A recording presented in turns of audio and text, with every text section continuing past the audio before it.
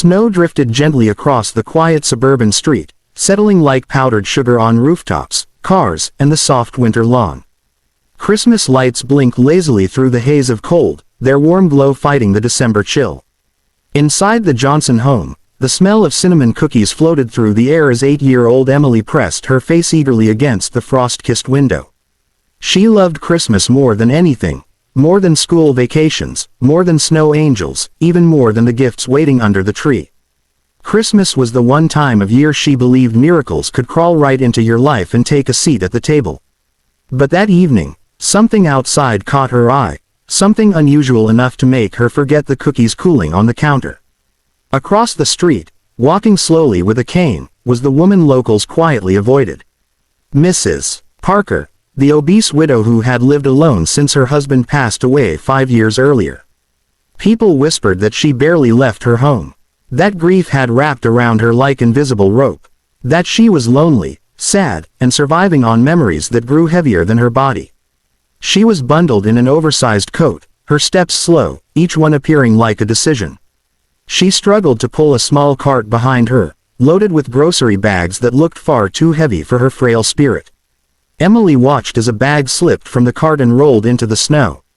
Mrs. Parker bent to pick it up, but her body didn't cooperate. She wobbled, tried again, and failed once more. Something inside Emily tightened. Without hesitating, she ran to her father, Tom, who was stringing lights on the staircase while humming carols under his breath.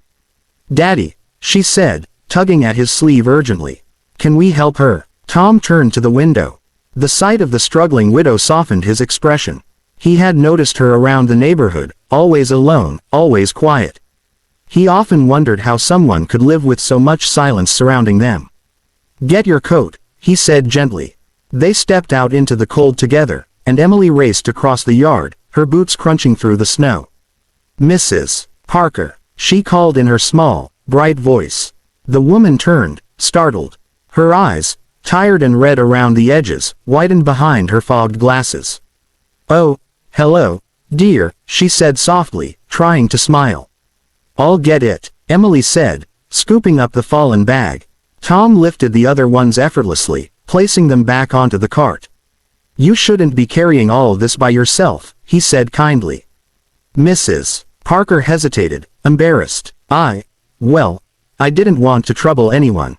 Emily frowned. "It's not trouble, it's Christmas." Those simple words landed somewhere deep inside the woman's heart, somewhere dark that had forgotten what warmth felt like. They walked her home, the snowflakes brushing their cheeks. When they reached her front door, Emily noticed the house looked dull, the porch unlit, the curtains drawn tight. It was the only home on the street without a single decoration. "Do you have a Christmas tree?" Emily asked innocently. Mrs. Parker's lips trembled slightly. "Not this year, sweetheart." "What about cookies?" Emily continued. "No cookies." "What about friends? Family? Anyone coming over?" she asked with childlike bluntness. Tom stepped in. "Emily, it's all right," Mrs. Parker interrupted softly. "No one is coming, dear." The silence that followed felt colder than the winter wind. Inside her tiny chest, Emily felt something break. She imagined celebrating Christmas alone. No laughter, no stockings, no warm hugs, no excitement. Just silence and old memories. She looked up at her father, her eyes big and earnest. Then came the question she hadn't even planned to ask. It rose, naturally, like it had been waiting for the right moment. "Daddy, can we bring her home for Christmas?" The world seemed to pause. Snowflakes floated around them like tiny frozen wishes. Mrs. Parker gasped quietly, her hand instinctively covering her heart as if trying to hold it together. Tom looked from his daughter to the widow.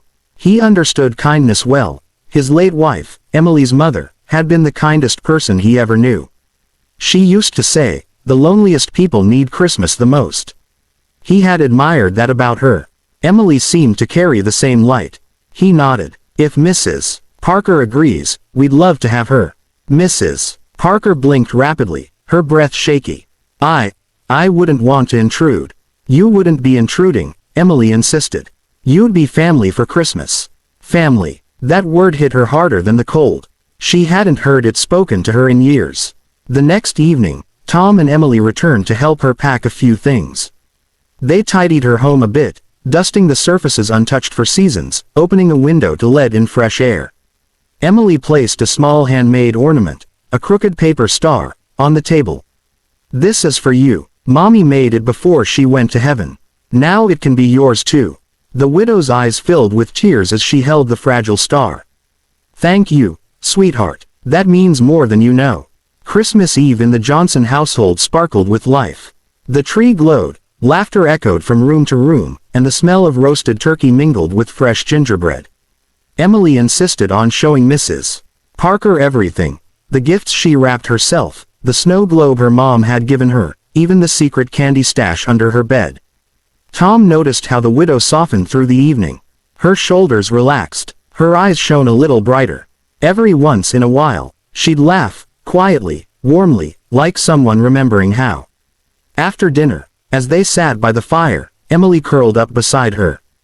"Do you miss your husband?" she asked gently. Mrs. Parker nodded. "Every single day. He used to make the best hot chocolate. We'd sit by the fire just like this." Emily took her hand. "Maybe you can sit by the fire with us every year." The widow let out a shaky breath. No one had spoken to her with such warmth since her husband's passing. She felt the cracks inside her heart stretching open, not painfully, but like they were finally letting light in. Just before bedtime, Tom handed her a small box wrapped in gold paper. "Emily picked this for you." She opened it with trembling fingers. Inside was a soft scarf, hand-knitted, uneven, clearly made with love. "It's to keep you warm," Emily said, "so you don't feel cold or alone." Mrs. Parker pressed the scarf to her heart. Something inside her broke again, this time in a healing way. Tears spilled freely down her cheeks, but they weren't the lonely tears she cried in the dark. These were different. These were the tears of someone who believed, for the first time in a long time, that she still mattered. That night, as she slept in the guest room with fresh sheets and warm blankets, she felt surrounded, not by silence, but by belonging. Christmas morning was even more magical. Emily dragged her eagerly to the living room where gifts were piled high. At first, Mrs. Parker refused. "I didn't bring anything. I can't take." "Christmas isn't about taking," Tom said gently. "It's about sharing." There were several small gifts for her.